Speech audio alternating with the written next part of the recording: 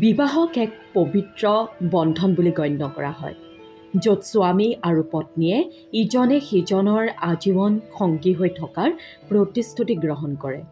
কিন্তু কেতিয়াবা বৈবাহিক জীৱনত কৰা কিছুমান ভুলে এই সম্পৰ্কত ফাট মেলাব পাৰে।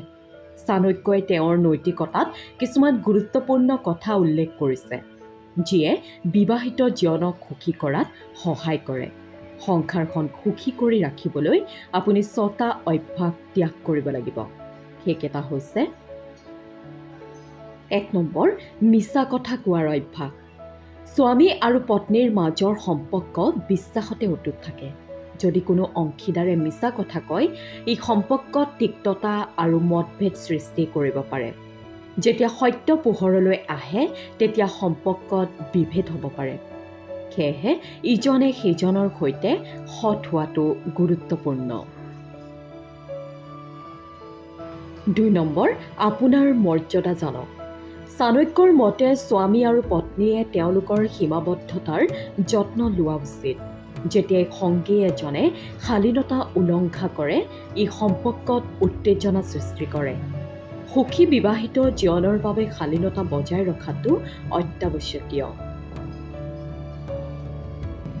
3 নম্বৰ, সংকটত একেলগে থাকিব। যিকোনো সম্পৰ্কত কঠিন সময় আহে। চাণক্যই কৈছে যে সংকটৰ সময়ত ইজনে সিজনক সমৰ্থন কৰা দম্পতীসকল সদায় সুখী হয়। ধৈৰ্য আৰু সংহতিৰে সংকটৰ সন্মুখীন হোৱাটোৱে সম্পৰ্কটো শক্তিশালী কৰে।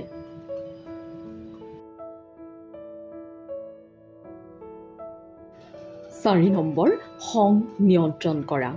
খং হৈছে এনে এক শত্ৰু যিকোনো সম্পৰ্ক ধ্বংস কৰিব পাৰে। যেতিয়া স্বামী আৰু পত্নীয়ে ইজনে সিজনক খং কৰে, ই উত্তেজনা সৃষ্টি কৰাৰ লগতে সম্পৰ্কত বিভেদ সৃষ্টি কৰে। সেয়েহে সদায় খং নিয়ন্ত্ৰণ কৰি আলোচনাৰ জৰিয়তে সমস্যা সমাধান কৰা অতি প্ৰয়োজন।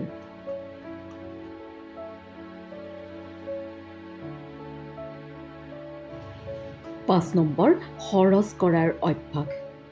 বিবাহিত জীৱনত ধনৰ পৰিস্থিতি বুজা আৰু পৰিচালনা কৰাটো গুৰুত্বপূৰ্ণ। যদি স্বামীয়ে উপাৰ্জন কৰে, পত্নীয়ে বুদ্ধিমত্তাৰে ব্যয় কৰা উচিত। যদি দুয়োজনে উপাৰ্জন কৰে, তেওঁলোকে ব্যয়ৰ তথ্য ভাগ বতৰা কৰিব লাগে। সম্পৰ্কত সম্প্ৰীতি বজাই ৰাখিবলৈ বিত্তীয় বিষয়ত ইজনে সিজনক তাচ্ছিল্য নকৰাটো প্ৰয়োজনীয়।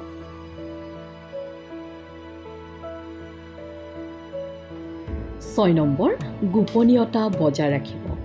বিবাহিত জীৱনত স্বামী আৰু পত্নীৰ ৰহস্য গুৰুত্বপূৰ্ণ। এইসমূহ পোহৰলৈ অহাৰ ফলত সামাজিক সন্মান হেৰুৱাব পাৰে। সেয়েহে আপোনাৰ ব্যক্তিগত বিষয়বোৰ বাহিৰৰ পৃথিৱীৰ পৰা লুকুৱাই ৰখা আৰু পাৰস্পৰিক বিশ্বাস বজাই ৰখাটো অতি দৰকাৰী।